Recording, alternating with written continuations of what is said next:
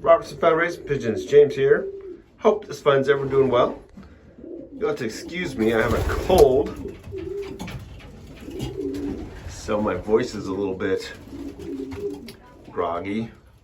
But anyways, just wanted to give you guys a little update on things.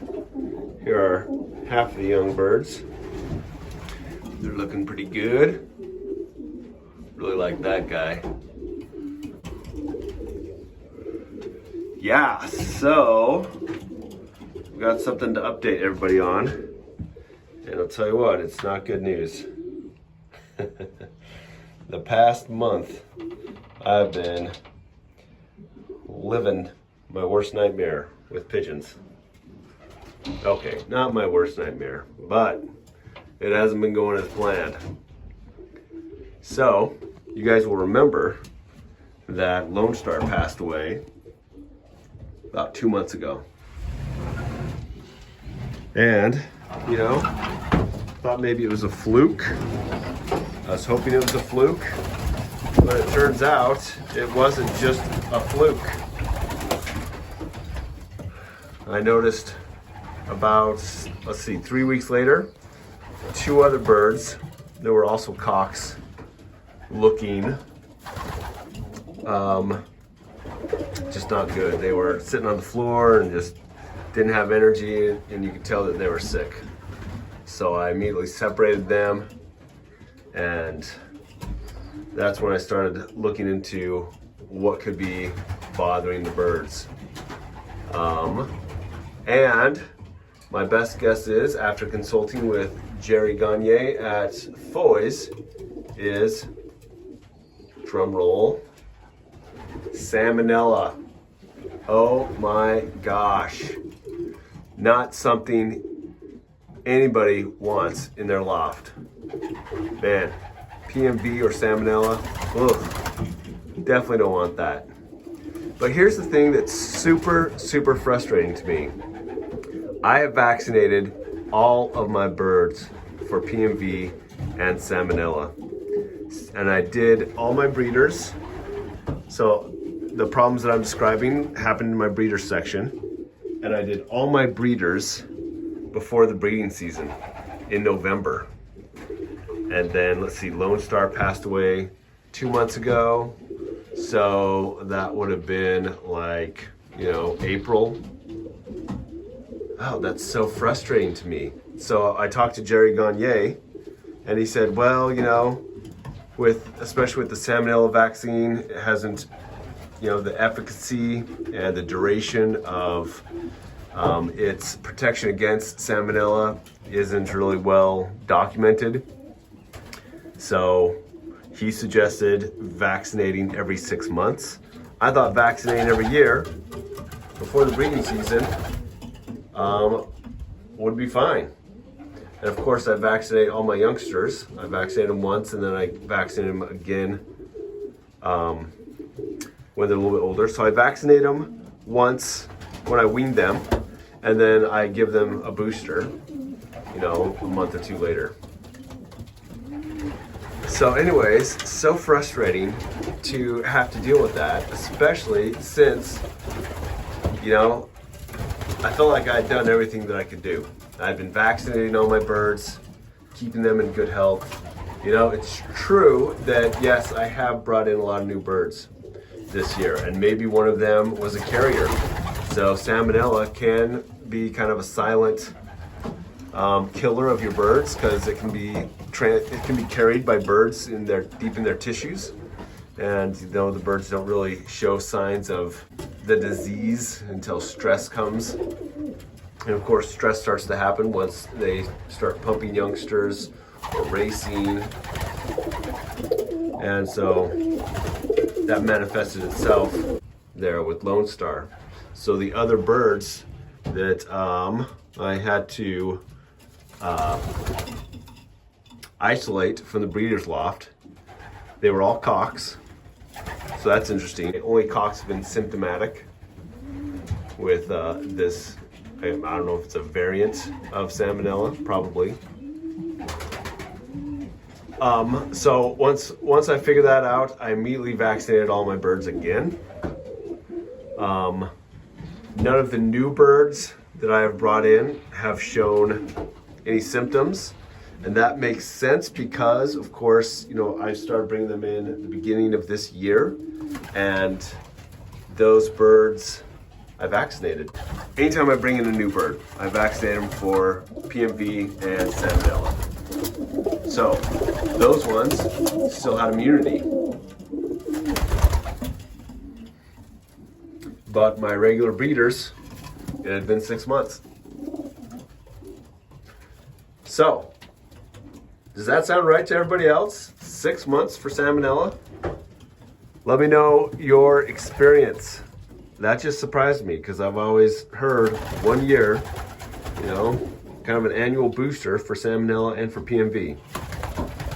I went ahead and isolated all of the ones that showed symptoms and then vaccinated everybody again, of course, and I am treating the entire flock with amoxicillin, and it's kind of a long treatment. It's going to be for about a month. So that's why when I let these birds out, they haven't really been flying super far. I think it's because, you know, they're getting amoxicillin. But if you look at them, these guys all look good. So these are, you know, the young birds. They're all looking good. And their droppings, honestly, have been looking good. I just, you know, a lot of dry droppings here, but it's looking good. Let's look in on the other side of the young birds. Okay, so looking in on this side, again, birds look good and healthy. Droppings, I mean, honestly, the droppings have been good. But one of the birds that was sick was, and that I isolated, was my yearling Toby, and he was on this side for a while. I do have my birds, basically my whole 2022 young bird team is split between these two sides, and each time when I let them out, I just let them go in either side. So I mean, basically this is, for all intents and purposes, one section. They mix and mingle every single day. And in fact, I'm thinking I'm gonna probably cut a hole down here and have like a little door that I can open and close so that I can just have that opened up so the birds can go in and out if they want, or if I want to open up this section and just make it so they can go in and out between the two sections whenever they want. I'd also use that when I load the birds into a crate. So just put the crate on one side and then have the birds go in and close that, and then come back over here and close up the crate. So that's kind of my plans. But these guys are looking good. They feel good. So I'm not worried about them. Let's look at the adults here. Okay, so actually I misspoke. This isn't my worst nightmare. My worst nightmares would be to come in and find all my birds dead. And you know what? When I was a teenager, oh, that happened.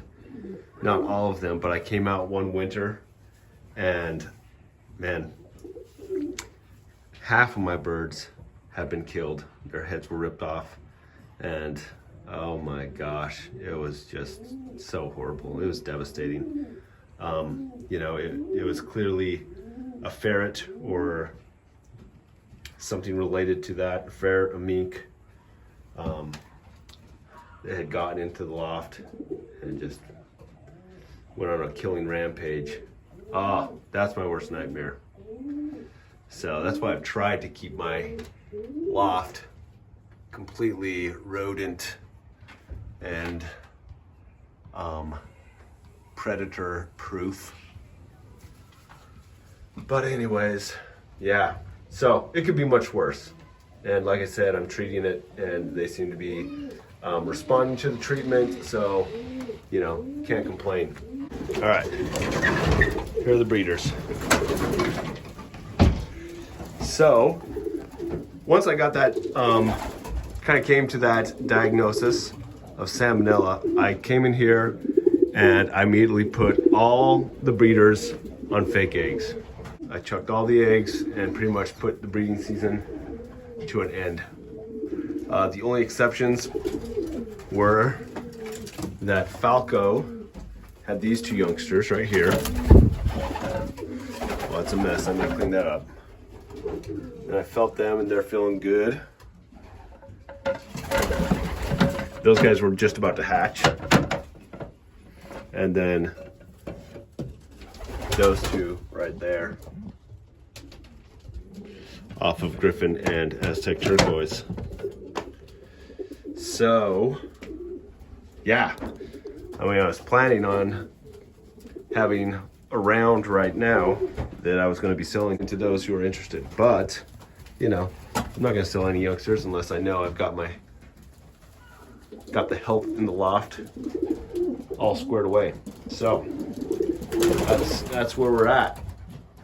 Things are looking good, though. You know,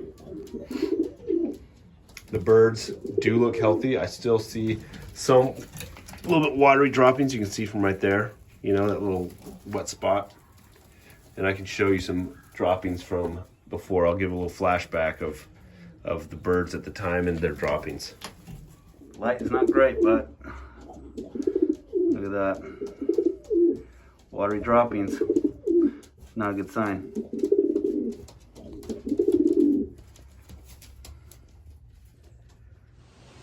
Okay, so I will do another video update soon and talk about the treatment regime that I've implemented for my birds, and show you a few more videos from the past of their symptoms and kind of what they're like. I'll also show you all the individual pens that I've got going on for the few birds that I have. Man, tell you what, it's been kind of a pain to take care of all these birds individually. I mean, it's not a lot. I have 4 individual pens. Oh boy. Anyway, hope this finds everyone doing well. Take care. Happy flying. Adios.